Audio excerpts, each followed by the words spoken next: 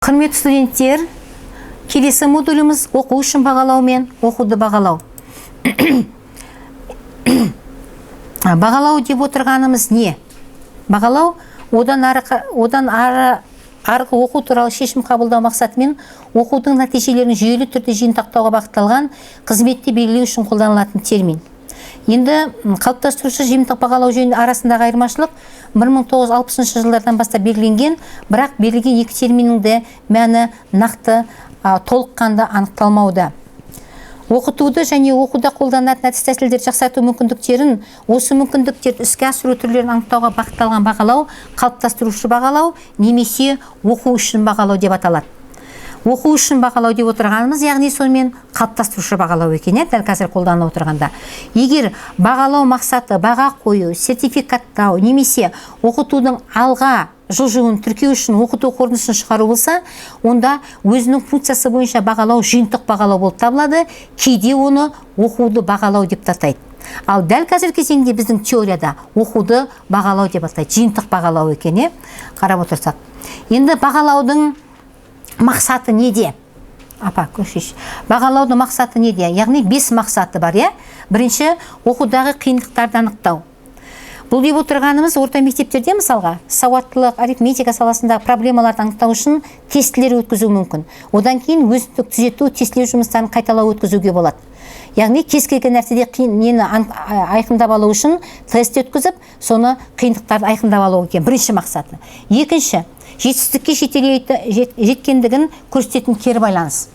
Оқушылар, мұғалімдер, ата-аналар ұсынылған. Мұндай кері байланыс бейресми түрде ауызша бағалаудан бастап ресми жазбаша тестілеуге дейінгі түрленуі мүмкін. Бірақ негізгі мақсат оқушылар мен мұғалімдердің жетістіктерімен даму, мысалға білім, түсіну, дағды туралы хабардар беру болып табылады. Яғни баланың жеткен жетістігіне байланысты кері байланыс беріп отыру деген сөз. Екінші мақсаты бағалаудың. Үшінші мақсаты уәж. Кері байланыс көбінесе уәж түрінде көрінеді. Ынталандыру ретінде тестінің немесе емтиханның өткізілу әдетте кейбір оқушылар менен мұғалімдердің ойларын жинақтап әрекет етуге итермелейді. Мұндай сыртқы ынталандыру оқуға шабыттанып кірісуінің түрткі болуы мүмкін. Бірақ мұқият бақылау жүргізілмесе мәжбүрлеу құралына айналуы да мүмкін. Уәж деп отырған, яғни ынталандыру. Үшінші мақсаты. Төртінші мақсаты болжау және сұрыптау. Оқушының білімі мен дағдыларын бағалау арқылы мұғалімдер олардың болашақтағы мінез құлқы мен дамуын болжайды. Мемлекеттік емтихандық жүйенің нәтижелері сұрыптау мақсатында атап айтқанда жоғарғы оқу орнына түсу, орналасу туралы шешім қабылдау үшін қолданылады. Болжау мен сұрыптау деп отырғанымыз, дәл қазіргі кезеңде бұл мониторингілеу деп те жүргізіліп жүр, қазір біздің Қазақстан Республикасында. Және алтыншысы оқу бағдарламасының мазмұнын және оқыту стилін бақылау. Көптеген мұғалімдер үшін бұл бақылау бағалаудың негізгі мақсатына тікелей қатысы жоқ, екінші кезекті болып табылады. Алайда техникалық тәсілдермен бағалау емтиханның жиілігі білім беру бағдарламасының мазмұнымен оның қалай оқытылатындығына едәуір ықпал ететініне еш күмән тумайды. Яғни оқыту стилін бақылау. Бұл енді облыстық, аудандық білім беру ұйымдарының тарапынан, басшылықтың тарапынан және министрліктің тарапынан болатын. Яғни бағалаудың негізгі 6 осындай мақсаты бар екен. Енді бағалаудың мәні неде? Бағалау сыныптағы әдеттегі іс-әрекет, яғни балалардың өзара әңгімесін тыңдап, тапсырманы орындап отырған оқушыларды қадағалау, немесе олардың орындағанын сынып үй тапсырмасын тексеру, бірталай ақпарат беруі мүмкін. Бірақ кей жағдайларда қажетті ақпаратты алудың ерекше ойластырылған тәсілін қолдану керек болуы да мүмкін. Яғни қадағалау деп отырғанымыз. Яғни сыныптағы іс-әрекетін қадағалау. Екінші, алынған мәліметтердің интерпретациясы.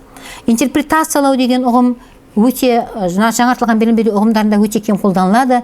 Интерпретациялы қызығушылық туғызатын мәселелерге, мысалға ерекше дағдылар, көзқарастар, оқыту түрлеріне қатысты жүргізіледі.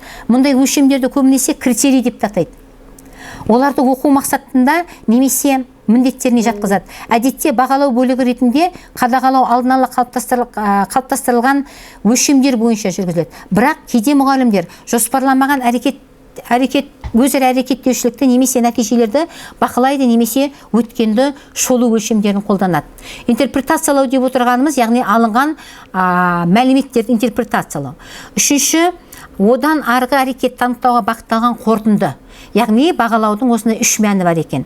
Қорытынды деп отырғанымыз не? Мәліметтерді интерпретациялау негізінде қорытынды жасалады. Ол бағалауды көздейді. Бұл кезеңде бағалау үдерісі түрлі мақсаттарға алынған ақпараттар қолданылған міндеттерге байланысты әртүрлі нысанда жүруі мүмкін. Яғни бағалаудың осындай негізгі үш мәні бар екен. Енді оқу үшін бағалау мен оқуды бағалауда екеуінің ара жігін ажырата білейік. Бағалауды реформалау тобы 2002 жылы оқу үшін бағалау туралы мынандай анықтама береді. Оқу үшін бағалау бұл білім алушылардың өздерінің қай сатыда тұрғанын, қандай бағытта даму керек және қажетті деңгейге қалай жету керек екендігін анықтау үшін оқушылар менен мұғалімдердің қолданылатын мәліметтерді іздеу, түсіндіру үдерісі болып табылады екен. Яғни 40 минуттың ішінде жүретін процесс. Қай сатыда тұр? Бүгінгі тапсырмадан тапсырманы орындау арқылы қалай даму керек және ол деңгейге қалай жету керек деген секілді. Ал оқуды бағалау, яғни керісінше оқушы не оқып білгендігін жинақтау болып табылады. Яғни жиынтық бағалау. Негізінен ол тікелей келешек оқуға үлес қосуға бағытталмаған, оның үстіне ұлттық бірыңғай тестілеу сияқты маңызды мәні бар тестілеу оқу үдерісіне кері әсерін тигізуі мүмкін дейді. Мысалға, бағалауды реформалар тобы. Оқуды бағалау кезінде бір оқушы жетістіктерін белгіленген нормалармен немесе бірдей жастағы оқушылар тобының қол жеткізген деңгейімен ара қатынасы салыстырылған соң қорытынды жасалады. Мұндай қорытындылар стандартқа немесе қандай деңгейге келтірілген межелікке сәйкес емес деген нысанда жасалынады. Яғни оқуды бағалау деп отырғанымыз жинақтау болып табылады екен. Ал оқу үшін бағалау сол 40 минут процестің 40 минут сабақтың ішіндегі жүретін үдеріс болып табылады екен. Енді оқу үшін бағалау оқуды бағалау модулінің негізгі 5 түйінді факторы бар. Бұл сіздерді бағалау үдерісін жүргізген кездеріңіздегі аса қажетті жұмыс бағыттарыңыз болып табылады. Бірінші, оқушылармен тиімді кері байланысты қамтамасыз ету. Екінші, оқушылардың өзін оқуға белсенді қатысуы, яғни ол өз кезегінде оқушылардың өзін бағалауға қатыстырады. Өзін бағалауға қатысу керек оқушы. Екінші қағидаты. Үшінші, бағалау нәтижелерін ескере отырып оқытуды түрлендіру. Төртінші, бағалаудың оқушылардың оқуға деген ынтасын, яғни өзін бағалауына терең ықпал ететіндігін мойындау. Деп өзінің әлсіз жағын, өзінің күшті жағын айқындай алатын болу керек бала. Қатесін түсінетін болу керек, қатесін түзету бағытында жұмыс жасай алатын болу керек. Мойындай алу деген сөз. Бесіншісі міндеті, бесінші фактор бұл өздері бағалай алуын қамтамасыз ету. Яғни өзара бағалау арқылы өзі оқитын оқушыларменен бірге не істеу керек екенін дағдыларын қалыптастыру болып табылады.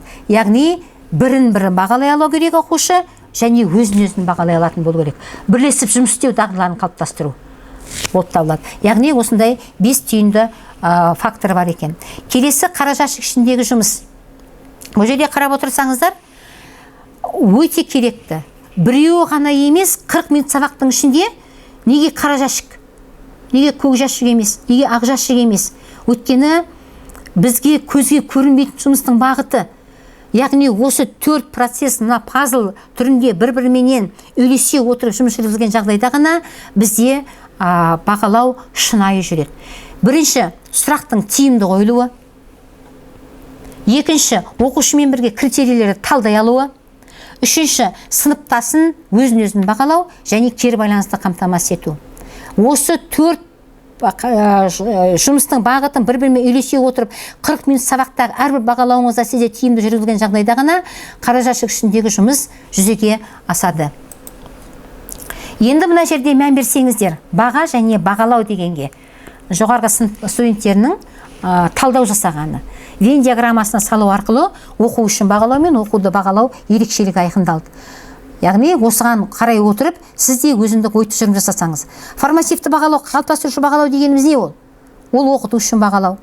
ол түсіндірме арқылы бағалау, символ белгілер арқылы бағалау, ынталандырушы бағалау, жетелеуші бағалау, қалыптастырушы бағалау. Бұнда баға бал қойылмайды, кезеңдері бойынша бағаланады. Ал жиынтық бағалау ол оқуды бағалау, сан цифрмен беріледі, мониторинг жүргізіледі. Ал екеуіне ортақ нәрсе, екеуі де бағалау, екеуінің де мақсаты бір, нәтижесі бір. Бағана бері айтылып отырған жұмыстың бағытын міне осы бағытта айқындауға болады. Енді бүгінгі осы оқу үшін бағалау мен оқуды бағалауға байланысты мынандай тапсырмалар жүйесі бар. Бірінші, қарашаш ішіндегі жұмысты сабақ үдерісіне қолдану ерекшелігін қос жазба күнделік арқылы орындаңыз. Бірінші түсіндірме, комментарий беру арқылы нәтижесінде және сабақ үдерісінде қолдану ерекшелігін жазасыз. Екінші, қалыптастырушы бағалаудың оқыту әдістері мен стратегиялар, жұптарда өзара бағалау, топтарда өзара бағалау, оқушылардың түсіндірулері, өзін-өзін бағалау айырмашылықтары мен ерекшеліктерін салыстырмалы кесте арқылы талдайсыз. Мына жерде ортақ белгілерін айқындайсыз және айырмашылықтарын айқындайсыз. Яғни қалыптастырушы бағалауда қолданылатын негізгі әдіс тәсілдерді меңгерулеріңіз керек. Осы тапсырмаларды орындаған жағдайда ғана сіздер бүгінгі дәрісті меңгере аласыздар. Енді пайдаланатын әдебиеттерде мына жерде мысал үшін Александраның оқу үшін бағалау 10 ұстанымы, сонан кейін болып барып критериалды бағалауға байланысты бағалаудың өлшемдік технологиялары деген пән өттік біз 2-ші курста. Соның ішінен басым көпшілігінде басшылыққа аласыздар. Осы негізгі екі әдебиетті қолдану арқылы дәрісті меңгересіздер.